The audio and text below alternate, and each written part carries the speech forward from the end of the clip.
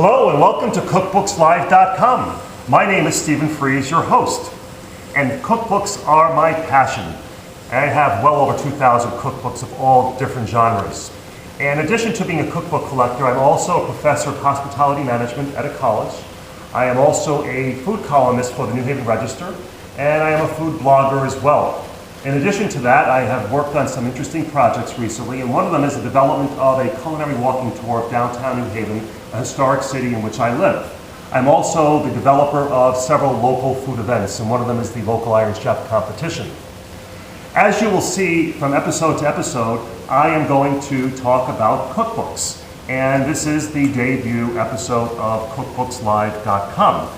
And today's focus is going to be the cookbook called Recipes Worth Sharing, Recipes and Stories from America's Most Loved Community Cookbooks.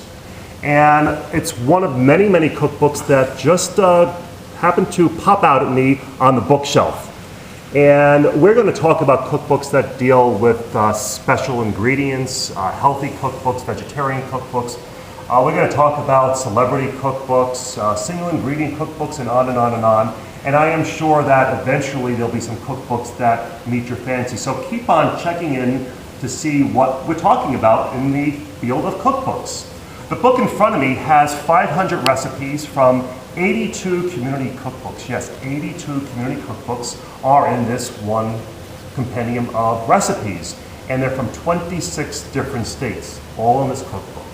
For decades before the internet and before celebrity chefs, people depended upon these simple community-based cookbooks. The Junior Lee cookbook specifically is one that comes to mind, and the recipes from this cookbook are coming from many, many of the Junior Lee cookbooks. And they're basic recipes that don't require lots of fancy ingredients. You can get them at your local grocery store. You don't need lots of fancy equipment.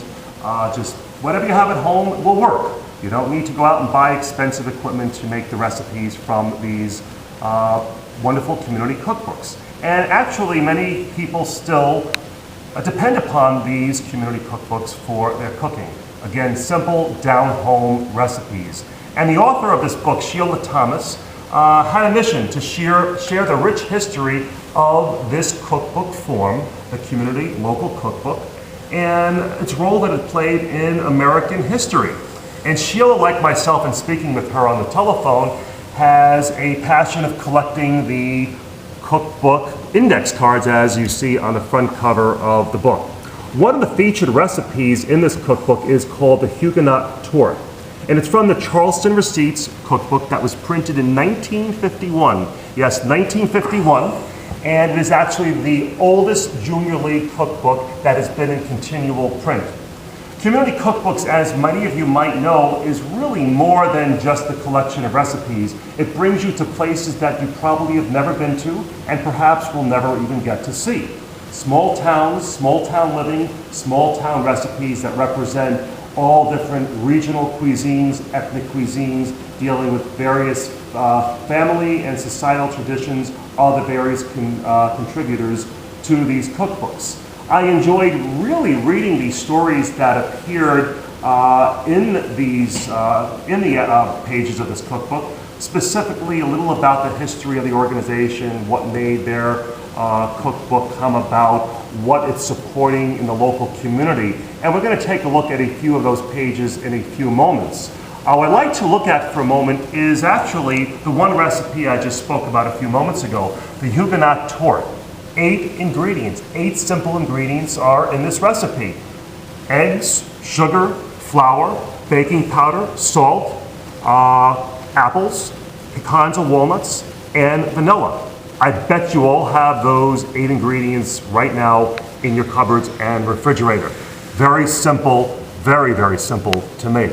But it's been around since 1951, and as Sheila told me, one of the most popular recipes in this book. I enjoyed reading the stories, as I said, and a couple of them that I want to share with you regarding community cookbooks are as follows. On page 18, community cookbooks remind us of the importance of sitting down at the dinner table with family and friends. Eating should be an experience we share with those special people in our life. And unfortunately, in today's day and age, I don't see that happening too much, but let's get back to those basics. of sitting down with the family and friends and eating a good meal, a simple meal. Another one that I wanted to share with you is on page 78 of the book. Whoever started the Junior League joke that a leaguer's dream home wouldn't have a kitchen has obviously never been through the cookbook recipe tasting process.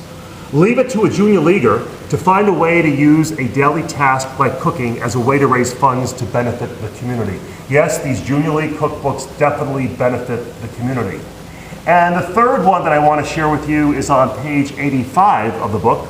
Community Cookbooks, compilations of recipes authored not by one, but by many, not by chefs, not by cooks. And this book is perfect for the person that just wants to cook some down-home food. I highly recommend this book. From the Delia's Viking Center in Wallingford, Connecticut, the Viking distributor of the Northeast, I'm Stephen Fries, your host of CookbooksLive.com. Until the next time, bon appetit.